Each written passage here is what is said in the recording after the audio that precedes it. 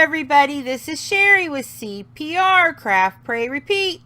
And I'm using a stamp from CC Designs called Splash. It's an old stamp. I believe it's from Roberta's Rascals. And I'm putting here, I put it originally starting vertical and then realized that I think I want it to be horizontal. So I switch it around there and put everything the way that I want it. And I'm just putting the sentiment at the bottom because I know that I don't really need that extra space on the card, and I'm going to cut that off to use as my sentiment. So I just did it all on one panel. I use my TUXEDO black ink because I know I'm going to use my COPIC markers. And I struggled here a little bit with my platform. It's not the platform. That was completely user error. Not one of my brighter moments. I didn't leave enough room when I was opening and closing it, and I kept knocking it cockeyed, so it just messed everything up. But it works great. And I make sure that I put all of the Copic colors that I use on the screen for you guys, and they are going to be up in the left-hand corner. And for what I do when I do all of my coloring, I always take my lightest color and color everything in. I just think it wets the paper. Everything seems to blend better.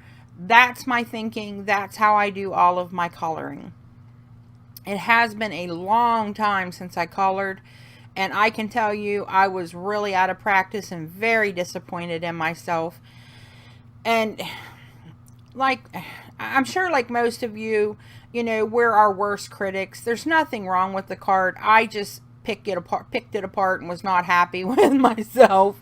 And because I was making this card for a lady from church, she's very sick, and I've been trying to send her a card to cheer her up.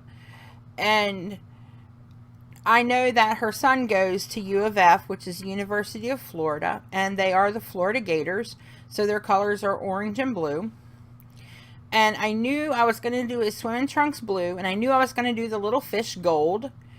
But did I pay attention and do it the way I was planning? No.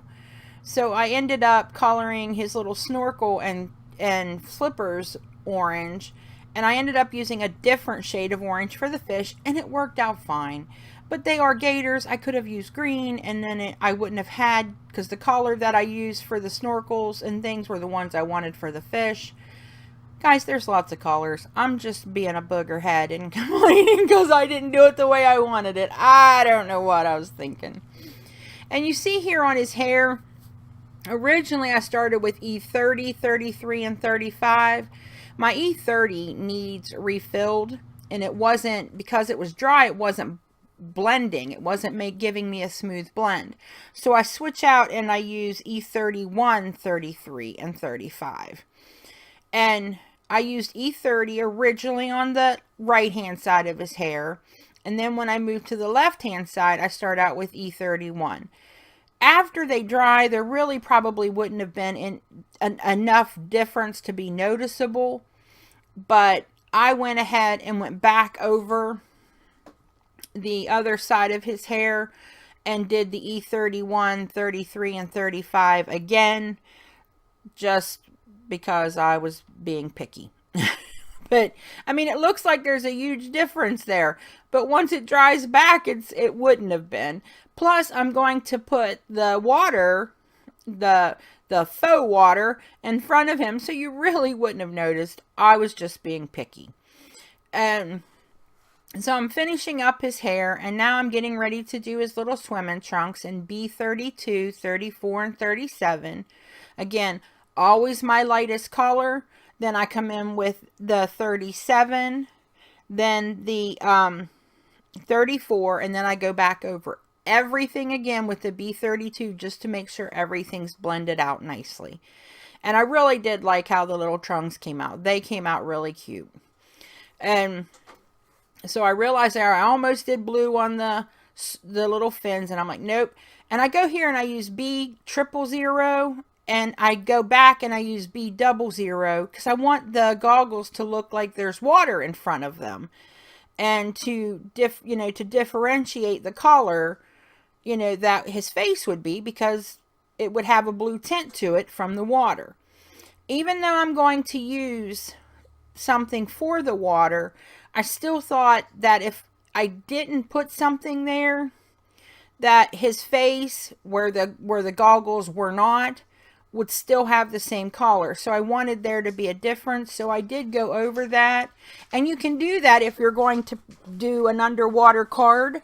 And I learned that from Sandy Allnock, that, you can color your image and then take your blue that you're going to use for your water and go over so that it, puts that shade of watercolor in front of your image. So that's what I was thinking, and that's why I did that. Now here's where the orange that I wanted to use for my little fish, I messed up and used for his little scuba gear there. So I end up using a different orange for that, which is still fine. Like I said, it was just me being nitpicky. But I really do like how it turns out. Now here's where I'm coloring my bubbles. I didn't do a whole lot to them, just 2 colors, because I knew, again, I was going to put the stuff over top, but wanted to differentiate in the color so that it didn't look the same as the white background, I guess. I wanted there to be a visible difference. Now here's where I choose the YR 61, 65, and 68 for the fish.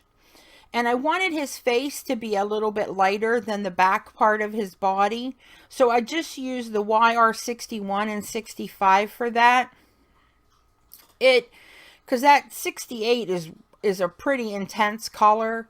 So using those 2 lighter ones makes a big difference in the way his face appears versus the rest of his body. So I was happy with how it turned out. Normally I would have done my black glaze pen, but again, I knew I was going to use something to go over top. I used my R20 to give a little blush to his cheeks and trimmed off my sentiment. Here's where I get my hair gel, and I squirt it in a Ziploc, like resealable type bag, and make sure that I've got it where I can spread it out. I don't want it too thick, because if you make it too thick, you're gonna have to either use a lot of it foam tape underneath and make your card super thick, or it's going to push up through the center. Here in a second you'll see where I put a oval in the center of my front panel, and I didn't want that. So I'm just trimming this down. I need it smaller than my front panel so that you don't see it. I didn't want to see it when I put the front on. Here I use my Spellbinders Classic Ovals Large, and I use the biggest one in the pack. And I just eyeball it. You can measure it if you want, but as long as it was remotely close to the center, I was going to be happy. And I cut that out. And I use my Gemini Junior for that. And then that's where you're going to see my little characters coming through the circle. Now this is something that you cannot, I don't think it would be a good idea to mail unless you shipped it in a box, because I would be afraid it would get squished and busted. So here I'm just using some tape to tape down my little baggie so it doesn't slide around. You definitely do not have to use packing tape like I'm using. I just didn't have any regular tape. So that's what I had. That's what I used. It was a bit of overkill, but, use what you got. It's kind of my deal here. And I just trimmed down any extra tape that was sticking over. And now I'm just trying to line it up on the card base so that I know I put it where I need it. Trimming off a little on the back because I didn't put any tape there. And I just want to make sure I get it lined up so that it will show through the circle. Now, if you hadn't used all that tape, you could probably use a good sturdy glue here. I wouldn't recommend ATG tape, but a good sturdy glue would have worked too.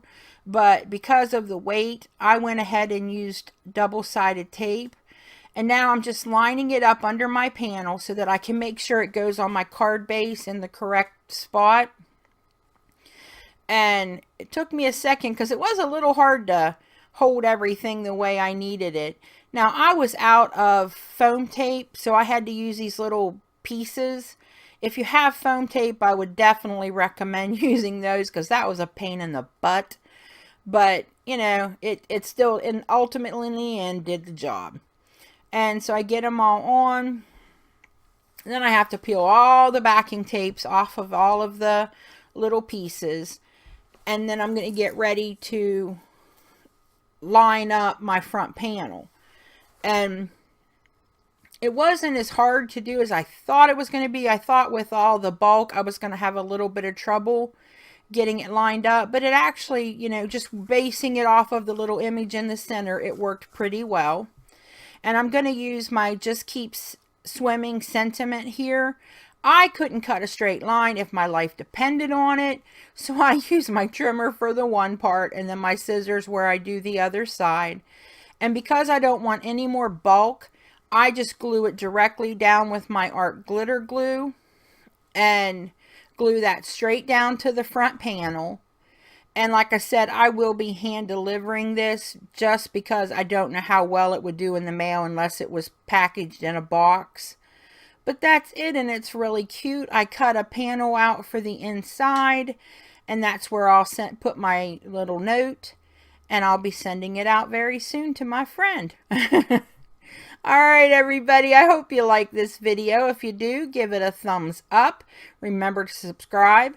Remember to practice your CPR, craft, pray, repeat. Thanks for visiting me today, and happy crafting. Love you all. Bye.